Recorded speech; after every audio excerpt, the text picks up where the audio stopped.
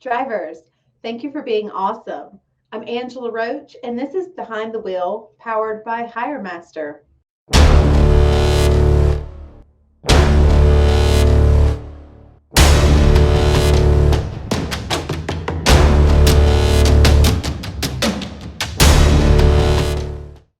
According to a new study from American Trucking Associations, truck drivers saw their pay increase in 2021. The study reflected an 18% increase in annual compensation compared with 2019, which is equivalent to about $69,000 a year. ATA chief economist Bob Costello stated that there was an 18% increase since 2019 and an 11% increase since 2020. In a Transport Topics article, it stated, quote, the study released August 10th also found that more than 90% of truckload fleets raised pay in 2021, with an average increase of 10.9%.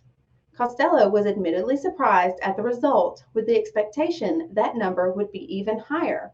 End quote. Costello mentioned that the driver shortage, coupled with the increase in demand for goods, is what drove driver salaries to have such a large increase in just the last 2 years. Overall, across the entire sector, the average increase in driver pay was 2.6%. Referral bonuses and sign on bonuses are a great incentive and are known as a popular tool in recruitment. 96% of fleets are currently using referral bonuses, and 56% of all fleets are using sign on bonuses. After the report had been released, Costello stated that he expected to see companies better utilize referral and sign on bonuses. There's no better time to join the trucking industry. Check out hiremaster.com and let us know how we can help you get started today. Last week, we had a clip from Dr. Mark Manera of Supply Chain Fitness giving tips on how to squeeze in a workout while on the road. For this week's health and fitness tip, we go back out to Dr. Mark Manera for another great tip. If you drive a truck for a living, here's 4 easy stretches you can do to get your body moving during your mandatory break.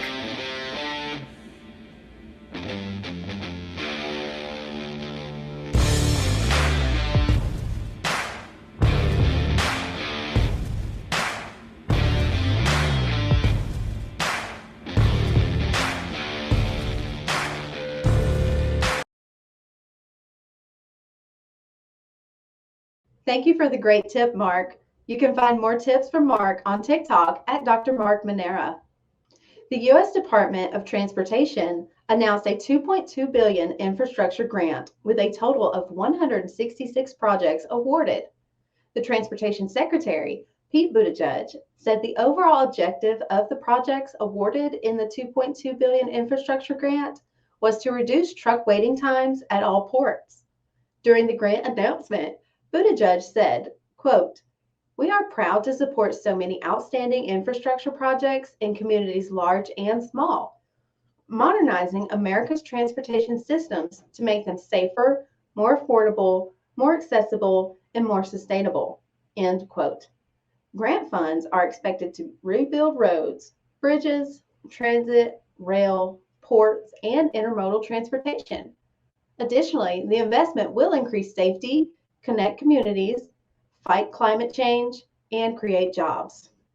According to the U.S. Department of Transportation, quote, the current total truck delays caused by the crossing are estimated to be 580 minutes a day, which can lead to containers being delayed by a full day, causing financial loss to shippers and a delay in getting those goods to consumers, end quote.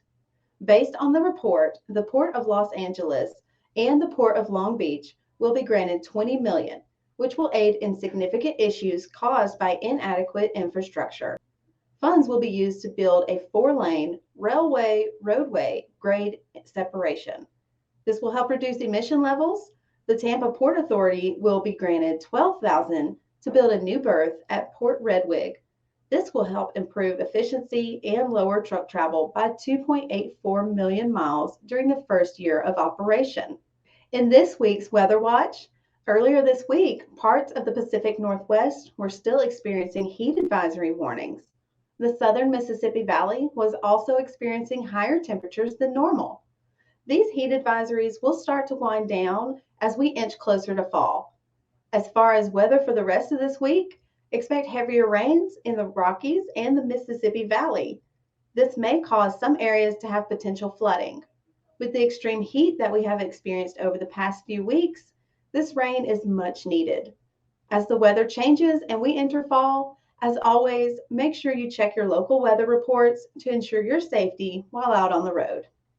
And that's going to do it for Behind the Wheel. I'm Angela Roach. Be sure to follow us on LinkedIn and subscribe on YouTube to catch each episode and leave us a like and a comment.